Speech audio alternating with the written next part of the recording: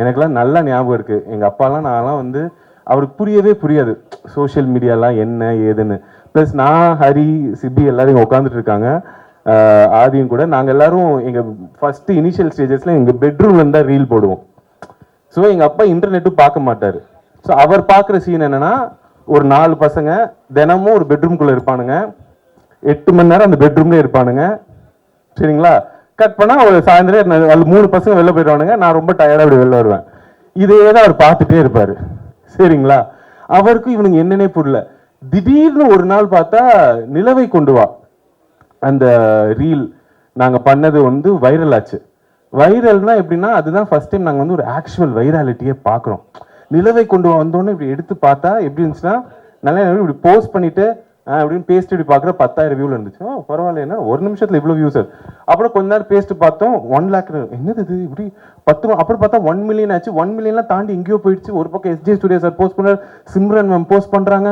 திடீர்னு பார்த்தா தேவா சார் எனக்கு ஃபோன் காலில் வந்துட்டு என்கிட்ட, தம்பி ரொம்ப தேங்க்ஸ்ப்பா, உங்களால் எங்களுக்கு பப்ளிசிட்டின்னாங்க.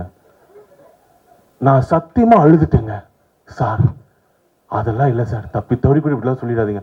அவ்வளோ பெரிய மனசு அவருக்கு, அவரால் எங்களுக்கு பப்ளிசிட்டி. ஆனால் சத்தியமாக சொல்கிறேன் சார், நிலவை கொண்டு வா யாருக்கு லைஃப்பை மாற்றுச்சோ இல்லையோ, எங்களுக்கு நிஜமாலே நிலவே கொண்டு வந்துருச்சு.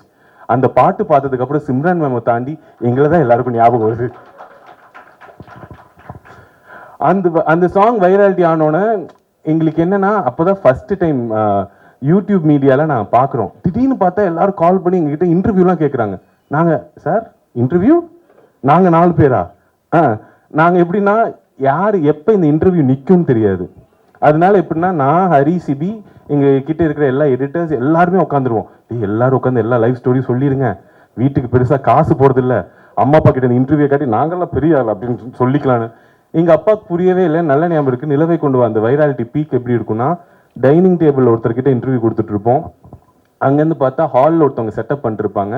அப்புறம் கீழே அந்த ஸ்டூடியோவில் இன்னொருத்தவங்க செட்டப். எங்கள் அப்பாவுக்கு புரியல, வீட்டுக்கு இவங்க நயா பைசா கொடுத்ததில்ல, இவனுக்கு இத்தனை பேர் வந்து இன்டர்வியூ எடுத்துட்டு இருக்காங்க, யார் நீ, நிஜமாலே உருப்பட்டுட்டியா லைஃப்ல அப்படின்ற ஜோன்ல இருந்தாரு.